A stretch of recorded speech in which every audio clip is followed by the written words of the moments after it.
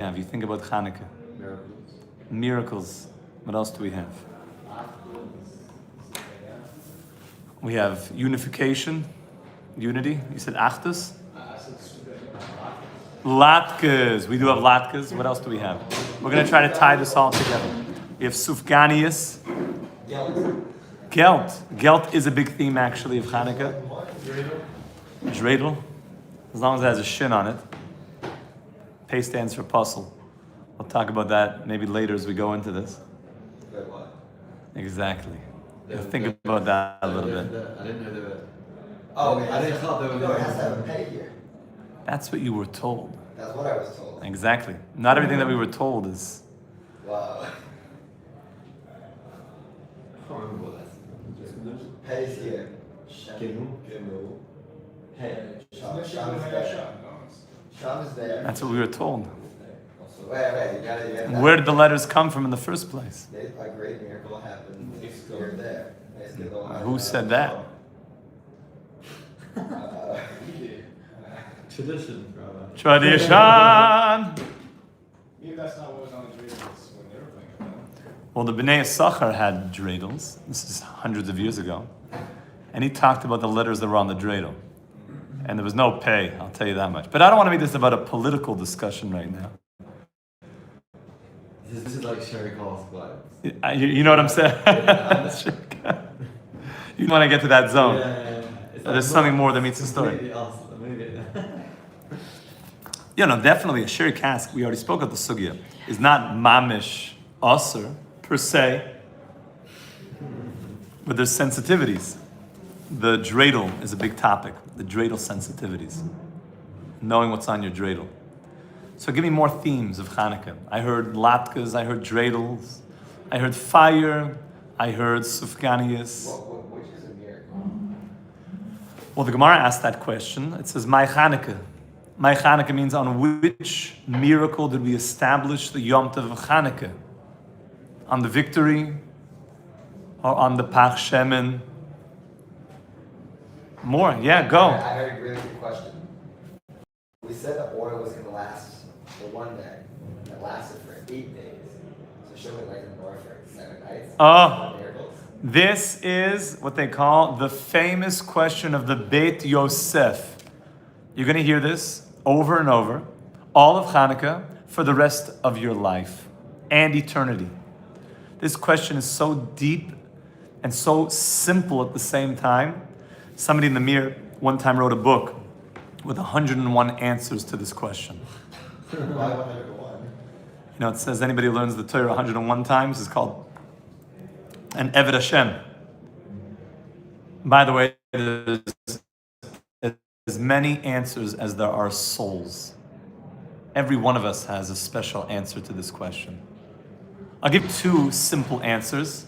Let's go. 2 simple answers to the question. There's the Baba Sali answer.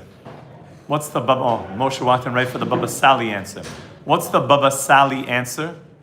The Baba Sali answer is the following: that we think there was only one jar of oil, and therefore there was enough oil for one day, and therefore the miracle was only 7 days.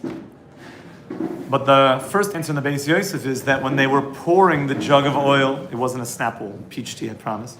When they were pouring the jug of oil, the first day they were pouring, they looked at the jug and they said nothing came out. So even the first day was a miracle. That's the Baba Sali answer. It's like a bottle of arak. They're pouring it and it's not going down. There was oil in there, just nothing was. It just wasn't. It was pouring out but not leaving the bottle. So it was covered? I don't know. Because that was the whole point of It's true. So either it was Mamish Baba Sali and it was covered. It was Chaysim B'Chaysim Mishal Kohen Gadol. It had the seal of the Kohen Gadol. So maybe the seal was covering, concealing. I must have been Mechaven. Or maybe no. They were watching it pour out while nothing was leaving the jug. Or maybe they didn't blind. The guy who was more was blind. It was a bigger bottle than he thought. According to the Beis Yosef, they saw that it wasn't leaving.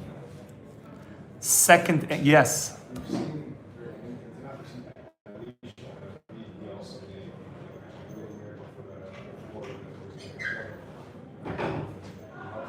That's why they create, seemingly making oil from nothing. The little that she had, I'm trying to get it. That was also Baba Sali. But what is the thing that he told her? Interesting. He said, bring all the empty jugs and the empty vessels in your home.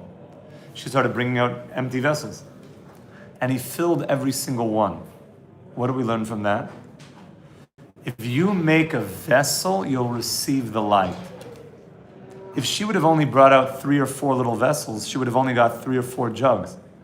If she would have brought even more and more and more, there was no end to the blessing. You just have to make a place for the light to go. Answer number 2 is that on the first day, they actually poured the oil into all 8 cups. They poured out 1/8 of the jug. So they poured 1/8 of the jug, all 8 cups put together, adding up to 1 day's worth. And they lit that, and it should have lit for 1/8 of a day, but it lit for the full day. So even the first day was a miracle. Those are 2 of the famous answers to the Beis Yosef's question. Which was what? Which is the famous question that they found enough oil for 1 day. So why do we celebrate the miracle for 8 days? We should only have 7 days of Hanukkah. There was enough oil for 1 day. That was natural. So 2 answers. No, Baba Sali. Second answer, they poured 1/8 of oil into each cup. And that lit for a whole day. So even the first day was a miracle. So what other themes do we have in Hanukkah? I want to take you to a world that's going to explain that there's other themes going on as well. There's the theme of eyes. Maybe you never thought of Hanukkah as the time of your eyes, but it says Hanukkah is the time of fixing your eyes. Because what do we say after we light the Hanukkah candles? We say, Ein lanu reshus lishtamish bahem ella lirotam bilvad. You can't count your money by the Hanukkah candles. You can't play a board game by the Hanukkah candles. The Hanukkah candles can only be used to look at. And that's why ideally you should sit by the candles and just look at them. Just look at the candles. Ein lana reshus lishtamish behem el liroisam. You could just look at the candles. So I want to read you something from Shloimeh. You know, when Rabbi Shloimeh started saying Torahs, so we're taking things to the next level. So here, this is when things get more into the emotional world. So it says Rabbi Shloimeh, Karlebach. It's like, you know, they don't always say these things in yeshiva. He says like this: when the lowest person in the world was a child, he was dreaming about being the holiest, most glorious person in the world. When someone's a child, they have certain visions. They have certain ideas of what they want to be. By the way, Hanukkah is all about the kids. All the adults go after they light the candles and go on to very important things. And you always find the kids are hanging around the candles, just looking at the candles. Kids know that there's something about the candles. But something happened. Someone destroyed this little kid's dream. And he gave up on the world. And here I want you to open your hearts, he says. On Rosh Hashanah and Yom Kippur, we're doing tshuva. We repent and we regret all of our mistakes. This is holy, but it's not the ultimate fixing. What's the ultimate fixing? The ultimate fixing is when God gives me back the vision I had of myself. When God lets me see myself again in my most beautiful light. This is the greatest fixing. More than all the, I did this thing and I did, all this. I did all those things. Oy vey. The deepest fixing is when God lets me see the vision of the person that I could be. What I could do and what I could help and what I could be in this world. Why do we fail? Why is it so hard for us to make it in this world? Because the world doesn't usually help us. No one really encourages our dreams. Because all the adults are telling us, kid, grow up already. Get a job. Get a job. That was my next one. Get a job. You heard this one? When you get to the real world, kid, don't be such a dreamer. Who's the superstar of Hanukkah? Yosef. Yosef. And Yosef's the dreamer. In the end, Yosef is right. Why is Yosef? Because all Hanukkah we're talking about Yosef and the Parshias.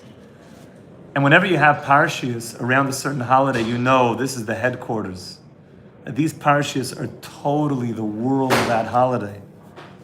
So on Hanukkah, God gives me back my vision and my eyes to once again be connected to my dreams. Think about that a second. Of course, also the whole month of Kislev, remember we spoke about, is all about dreams. On Hanukkah, God gives me back my dreams. So Reb Shlomo says, you know what a real friend is? A real friend is someone who gives you back that vision. A real friend is somebody you spend time with and he reminds you of your dreams. He reminds you of who you could be. If someone can bring me back to the dream I once had, then he's my best friend in the world. This is what Hanukkah does. This is why Hanukkah is the deepest, greatest holiday in the world. On Hanukkah, God gives us back our dreams. The question is how? How do we get our dreams back on Hanukkah? So the Rebbe says, I want you to know the deepest depths. When God created the world, God had a dream for it. Meaning God also had a dream for this world. What happened to God's dream?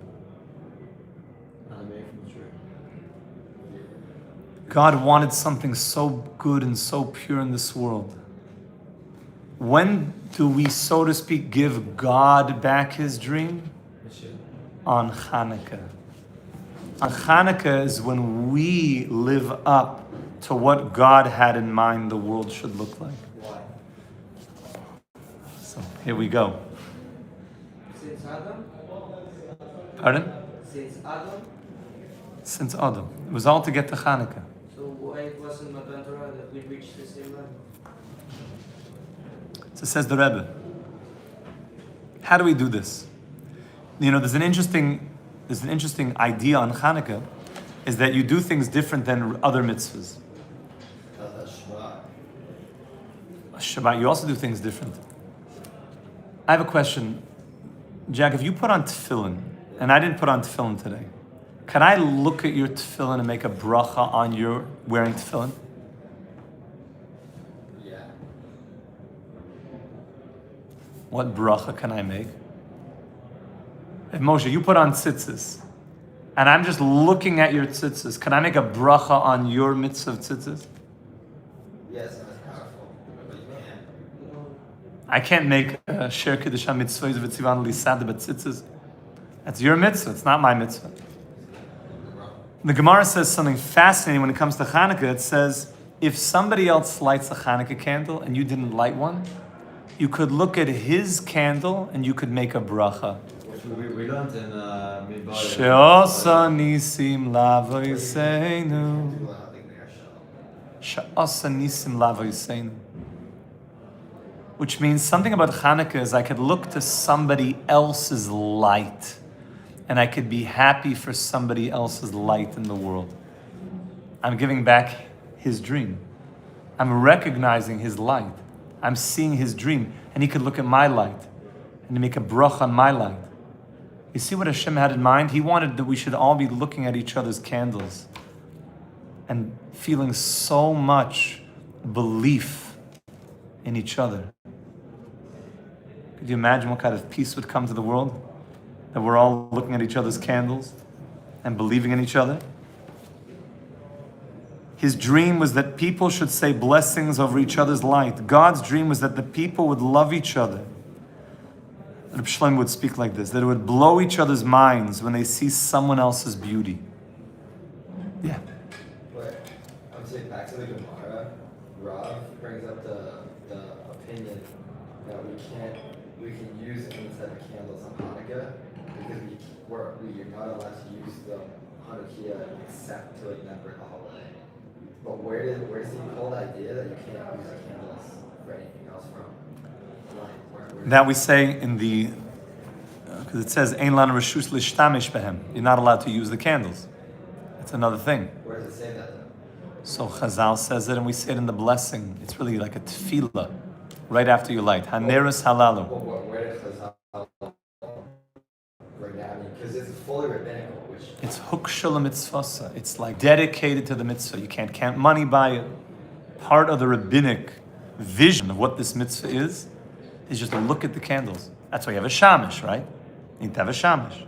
If you want to use, and if you're a odom chashiv, you need to have a lamp. You have to turn on the fluorescence. by lighting the shamash and having it lit on a door, you can technically use it for light. Yeah, because I'm using the shamish for light, but not the other candles. But what Chazal are really telling you is not just light a shamish to count your money. They're telling you, this is not the place for counting money. This is the place to look at the candles. You're saying, technically, there's a way to get out of it if you want to count your money, so light a shamish. But the idea is that you're sitting here looking into the candles. You're fixing something about the light, about your eyes. So look at this. This is very matim because we've been going through Bereshis. Here's one more question. Of course. When people As many questions as you want. when people use a candle shamish, not a wax shamish, Yes. like their oil cups, Yes. they don't use an oil cup shamish. They have to have a candle that's significantly larger so it'll last the same amount of time. Yes. The custom by many Chassidim, in the Ramah brings it, is that we use a wax shamish. How big is your wax shamish? It's bomba. Yeah. We're gonna go on Sunday morning to get stuff. You'll see. I get the bomba size. Yeah, you'll see. It's mamish.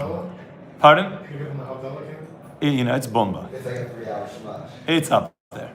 You know what I'm saying? Because of Hanukkah, that doesn't count with it, right? Not even. It's mamish up there. So the Rebbe says, let's look at the first two brothers in the world. Cain and Abel. Cain and Hevel. What was the problem with Cain and Hevel? So imagine Cain would have said to God, it's true that I'm not high enough to bring my sacrifice to you. But I'm so glad that you received my brothers. Just think about that for a second. You're right. I wasn't holding. You did not want mine. But you know what? I'm so happy that you wanted my brothers. How can I ever thank you for giving me a brother who's so holy? Now think about this. Do you know what would have happened? His sacrifice would have reached even higher than Abel's. But you know, friends, Hevel was also imperfect. Because what about what he did? We can ask, Hevel, why are you so happy that God received your sacrifice? Why are you crying over your brother's sacrifice that was rejected? Why don't you go to Cain and say, I'm so sorry that God didn't receive yours? Could you imagine that? So Reb Shlomo says, I'll tell you something even stronger than that. If Hevel would have said to God, thank you very much for receiving my sacrifice, but I don't want you to take mine unless you take my brothers also. You know what would have happened there?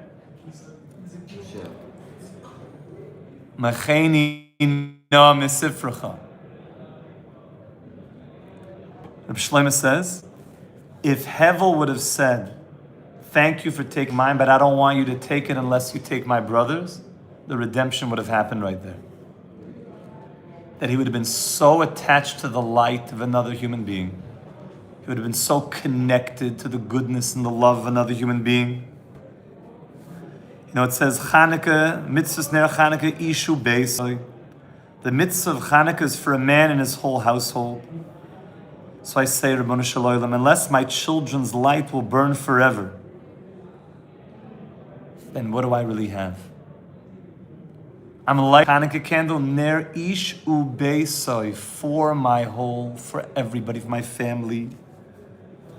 I'm walking down the streets of the world and I see somebody else's little light and I say, Master of the world, unless this guy's light stays lit forever, then What good is it for me? I'm making blessings on other people's light. What a world it would be. Everybody has a dream, and on Hanukkah, we get our dreams back. So Rabbi Shlomo continues, Hanukkah is the time that God is visiting us. Why do you think it's the time that God is visiting us?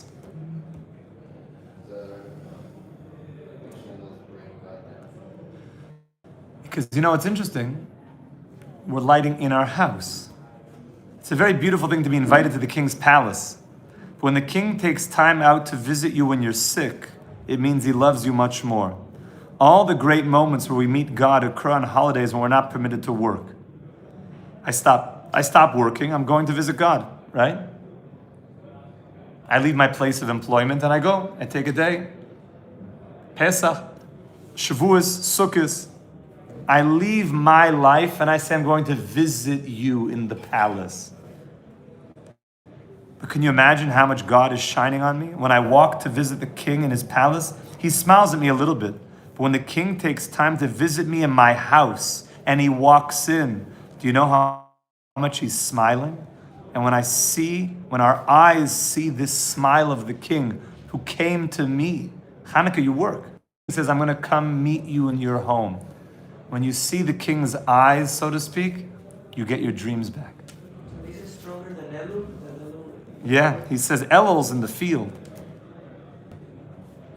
Field is nice. It's not the palace. It's more informal, but your house. The king knocks on your door. That's very intimate. So by Purim, who said Hashem comes to us? He comes. Hanukkah and Purim are very deeply connected. But that same idea because Purim is also no. Yes. That's But Hanukkah is like more subtle. Purim is a little bit more lebedik. So the Rebbe tells a story here, the fifth Lubavitcher Rebbe, the Rebbe Rashab.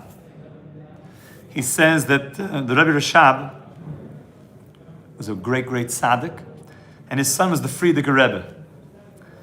So one time, the Frierdiker Rebbe says that somebody came to his father's house.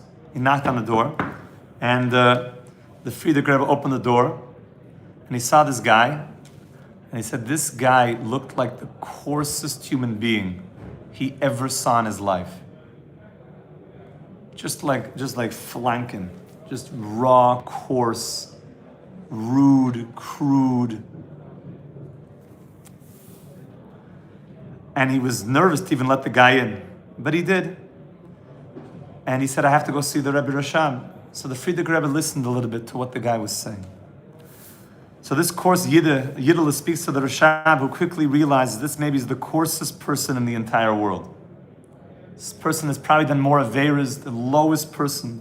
So he says to this Yid, he says, my dear friend, your soul needs a lot of fixing. But I'll tell you something very simple. I want you to promise me that every day for a few minutes you'll forget the entire world and just think what you could do to help another person. Think if you could do one favor for another person and come back to me next year. And this guy left. And the Frierdiker Rebbe said the following year that Yiddle came back and he was shining from one world to the other. And the Frierdiker Rebbe said he looked at this person's face and he said he had a different face. His face had completely changed.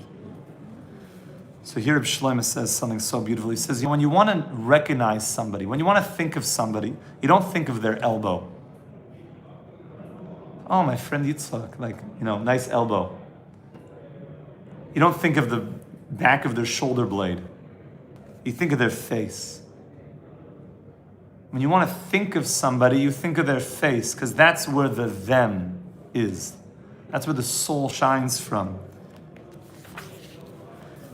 So Rav Nachman actually says something very, very deep on this. Rav Nachman says that the problem is we don't have faces anymore. We have a little flesh here, a little bone here, a little muscle there, but our faces are missing. Why are our faces missing? Face comes from the Greek, or Latin, facade. That our faces are things that we've covered over. We've hidden ourselves. We've taken on different personalities. I'm the funny guy, I'm the cool guy. And the face in Hebrew is the panim. And the panim means your panemius. It means your inner light, your inner essence. It's supposed to shine through your face. But because so many of us have gotten so far away from our soul, from our inner light, Rabbi Nachman says we're walking around, we don't have faces. And he says this is actually one of the causes of the shidduch crisis. So when Moshe made that person, He was totally in touch with his panemius, with his inner light. And Rabbi Nachman says, you know why people are having a hard time finding their soulmate? Because they're going on a date with somebody, and they're looking at them and they don't see their face. You know those like NPC faces? Like I support the latest thing? Like those like gray ones in all the memes? With like that nose? And they're wearing like, I don't know, like a MAGA hat, and the next meme is like something else. Those faces. He said, everyone's got these faces now, with like the little black dots.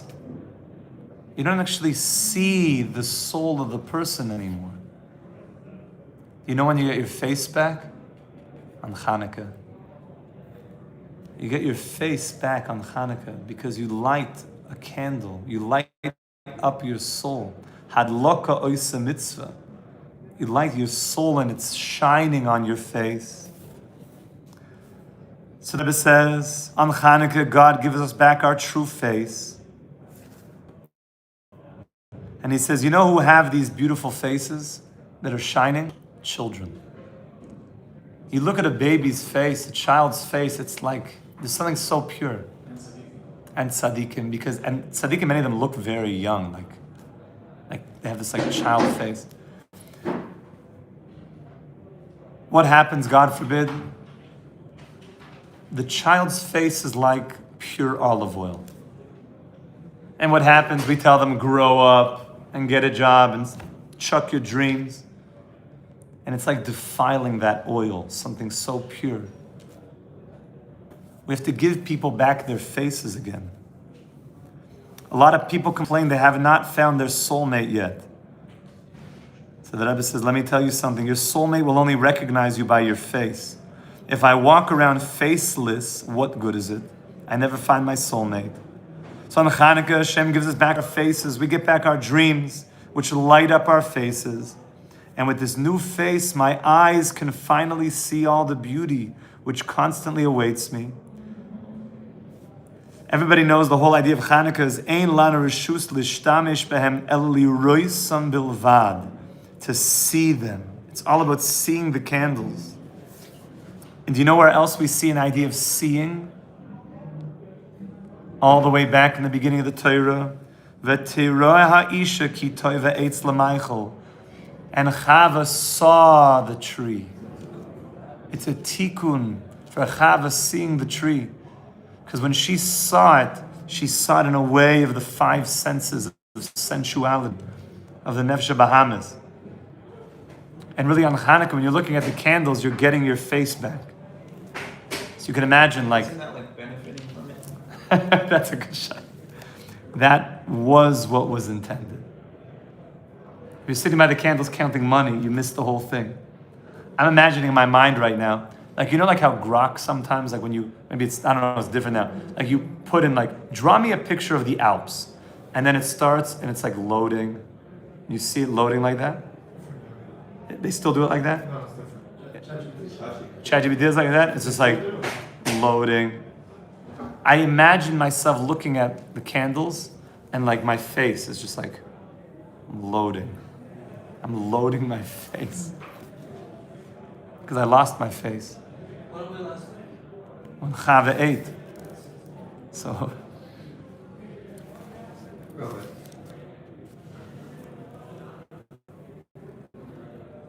how is it easy to tell on a date? Is it easy to see if someone's face at the start of a date? Do you think a person truthfully knows like someone's like the person sitting on is like? If you have a face, then you'll be able to see their face. And if they have a face, then it will be much easier for you also to see their face. But first, it's starting with you finding your face. On Hanukkah, you're getting back your face. It says, Chochmas Adam Ta'ir Panav. Shlomo HaMelech says, the wisdom of a person lights up their face. The wisdom of a person makes your face shine. And Hanukkah, you get this shine back. Hanukkah, there's something even deeper also happening. You know what else is being fixed on Hanukkah? The spies coming into Eretz Yisrael. Because what were the spies doing? They were looking with bad eyes. They were losing their face.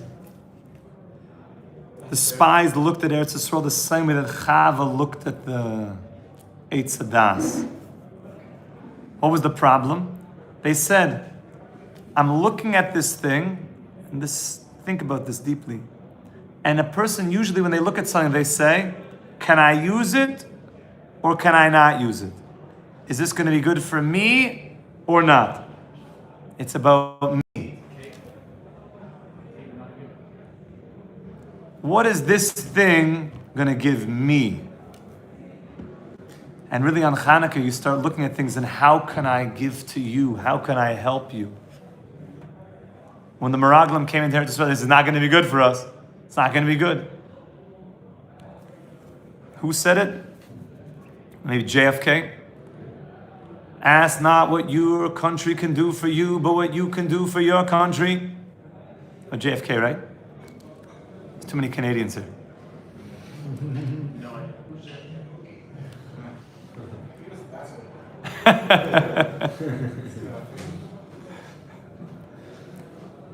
So that's a very deep line, by the way. When I look at something, not what is this going to do for me, but how can I help? I'm shining something. The fixing of Hanukkah is not, is this good or bad for me? The fixing of Hanukkah is I could see something and I'm happy that it's there. Not I meet this girl, is she good for me, is she bad for me? Okay, you have to go through basic ways of understanding, is this going to make sense? But I'm just appreciating seeing you. I'm seeing you. I'm just with you. I'm beholding, just like the lights. Like meditation. That's why all of Hanukkah is about meditation. We sent out to the Chevra a meditation, a Hanukkah meditation. Thank you, Eliyahu Mordechai. It's like a 14-minute meditation of just what to think about while you're looking at the candles. We have a newsletter the Olam can sign up for, and we'll send it out. Just to look at the candles. So we're not, yes? Just to clarify, you're not, when it comes to someone's on a date, it's not like you're not looking to be that person's therapist, like how can I help? It's not how can I help that, meaning, maybe it's like how can I complete it, but it's not like, well, I'm just seeing them. I'm just seeing them. And I'm appreciating this person that I'm sitting beside. As opposed to you're hiring them for a business. Like, are you going to perform in this business? Let's just appreciate the human being that I'm sitting with. And just be happy that they're there. So the Rabbi here tells an amazing story. He says that Reb Nachman, by the way, this is all in Tinyan Azai, by the way, that we're going to get to. That the whole of Hanukkah is about fixing our eyes. Fixing our eyes. So the spies came back from Eretz Yisrael. They said, yeah, now, Eretz Yisrael is nice, but it's not really it. And we still walk around like this. The Hanukkah teaches me how to see the world again. It's fixing my eyes. Ein lana reshus lishtamish behem el liroisem bilvad, just to look at the candles. So he says an amazing story of the Heilig Rabbi Baruch from Mezhbich. And he says that there was a very powerful idea that when he was going to Zitomir on a trip one time, so the whole Jewish community was waiting to see the Rebbe, the Rabbi Baruch. And they're all sitting on the street, getting ready to greet the Rebbe. Oh, that's a great story. And there was a Yidel on the other side of the street by himself. So the whole community is on one side, getting ready to meet the Wunder Rabbiner, the big rabbi, and there's one little yid sitting on the other side of the street.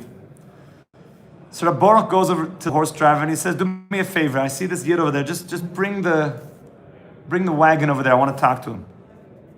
And he sees this Yiddle is sitting there and he says, do you have any children? He says, "I have one daughter." And the Rebbe says, "Well, I have one son. Let's make a shidduch." And that was it. Now, obviously, we know in Torah law that if they don't want to get married, they don't have to.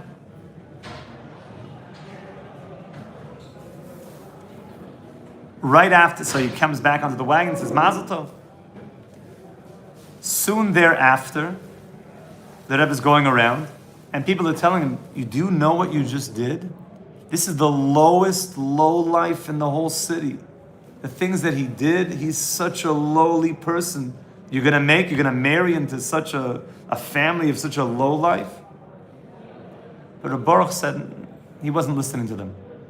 On his way out of the town,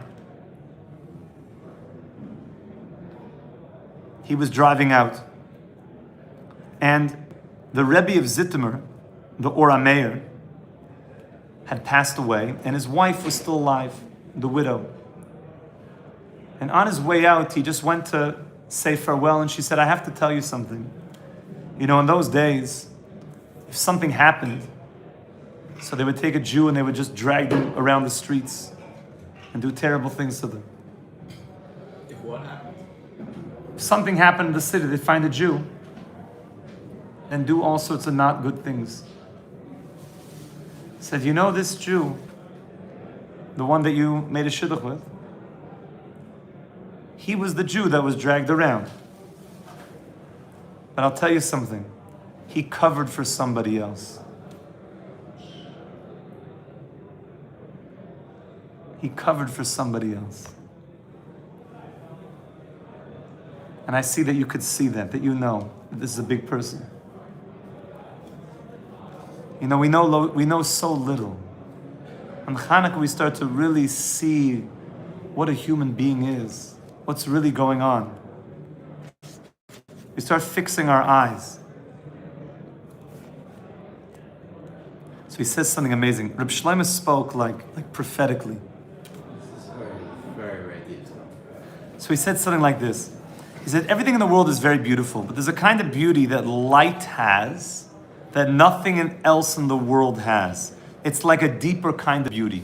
There's very beautiful things in the world, but there's a beauty of light that's like a unique beauty. The beauty of light. So he says, imagine a person is very, very beautiful, but their face is very dark. So they might be good for Hollywood, but this is not real beauty. There's a certain beauty that comes with light. And sometimes the person may not be so what they call beautiful, but you see that they're shining. There's a light, there's a beauty that's very deep shining from them. It all depends on how much light they have within. So the holy rabbis teach us that on Hanukkah there's a light shining down that we don't always see, but it's there. It's called the Or Agonas. And it's the light that God believes in us. And this is why we all have to light lights. We light candles. God believes in us.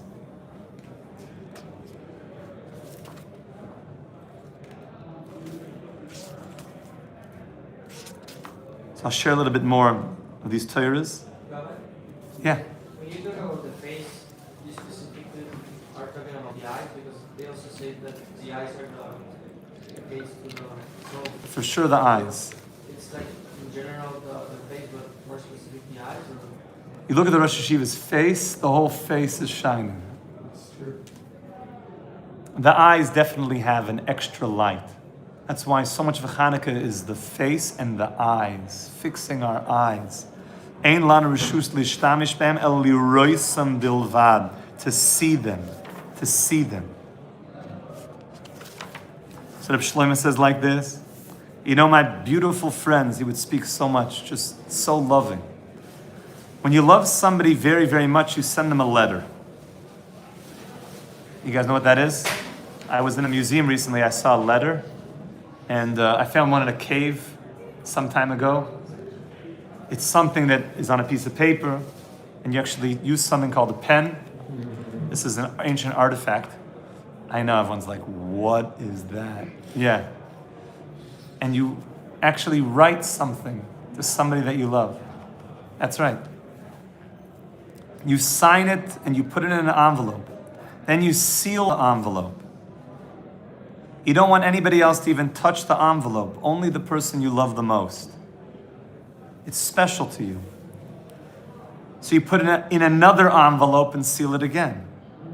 And if you love them even more, you keep putting it in all sorts of envelopes to keep it sacred and special. Every envelope is so holy and so deep. On Hanukkah, we open all those envelopes. On Hanukkah, we're opening up all the envelopes that God has things for us, and we're opening up the envelopes. And all the beautiful love letters that we got throughout our lifetime, we start reading them. So imagine if Moshe the water carrier with all his holiness and sweetness would walk in here and say, this is Moshe the water carrier. You would know his name, but it wouldn't make an impression on you. Imagine I would tell you the Baal Shem Tov arrived. Suddenly his name shines all over the place. Someone can tell you there's one God, but if he mentions God's name, everything is different. It shines. So this is what happens to us on Hanukkah. Suddenly God's name begins to shine. Suddenly when I say Hashem, it's not just another name. Suddenly that is something that is shining with light. So in the temple, there was a menorah, and the Kohanim kindled its lights, and on Hanukkah my own house becomes like the Beis HaMikdash. And every single Yid, when they're lighting the menorah, they become like the Kohen Gadol. You become like a Kohen Gadol going in and lighting candles. Ner Hashem Nishmas Adam. So I just want to share with you a few more of these little Torahs. Because we spoke in the beginning about different themes of Hanukkah. We spoke about light. We spoke about candles. We spoke about dreidel. We spoke tonight also about the holiness of children. That sometimes children have a way of looking at things that we seem to think, you got to just grow up already. But they seem to know this purity. So here he says something else. What is light? Can anybody answer that question? What is it? Absence of darkness. No. The addition. No. It's an addition to darkness. Darkness. Darkness is absent of light. What is it? That's God created. So he said, I'm sure everybody has 10 million answers. But let me tell you what the Ishbitzer says. Ishbitz is, when you get into the Torah of Ishbitz is essentially speaking about nothing but Mashiach. Everything about Ishbitz is about Mashiach. Still Ishbitz around there. I'm trying to be one.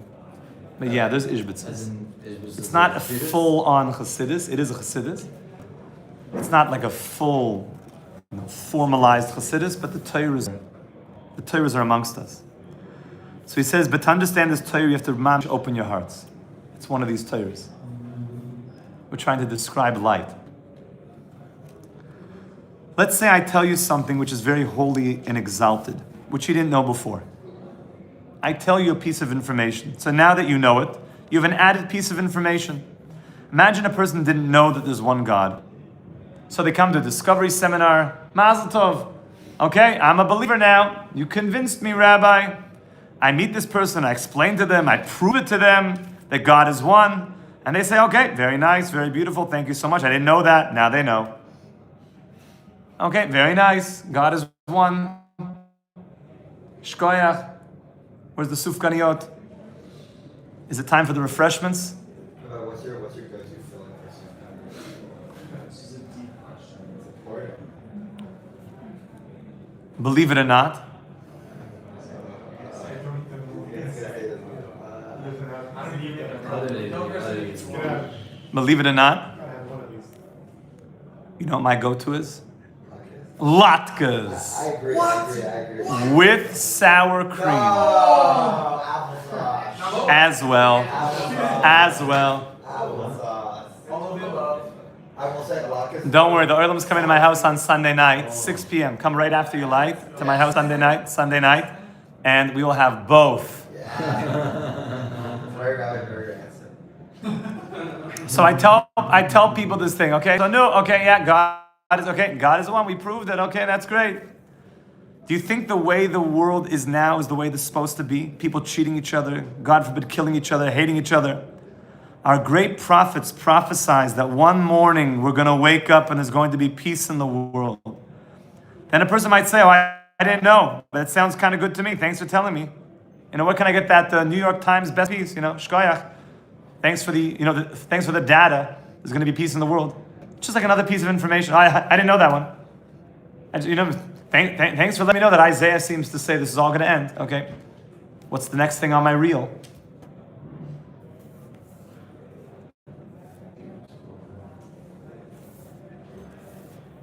So Rabbi Shlomo says, when you tell somebody that information, even though this is mind-blowing stuff, God is one, there's going to be days of peace coming, this is mind-blowing.